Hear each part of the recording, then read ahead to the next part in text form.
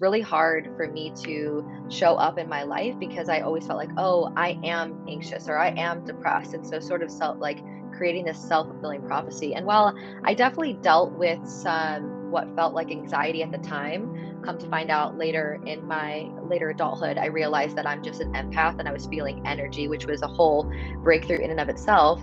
I certainly like had an experienced anxiety, but carrying this identity really formed my entire young adulthood. And I got into college, became a first generation college student, and then thereon after became a first generation grad school student and got my master's degree in clinical psychology. And so I got into community mental health for a little bit and started realizing that a lot of the people that were coming to me were having the same issues, but everyone was sort of just taking medication as a precursor. They were just like, oh, let's address this medically. And while I believe that there is a need for modern medicine, I think that we were really missing the mark as a field and as an industry in psychology to really get to the root, or what are some of these underlying reasons why I was at 6 years old diagnosed with a mental health issue.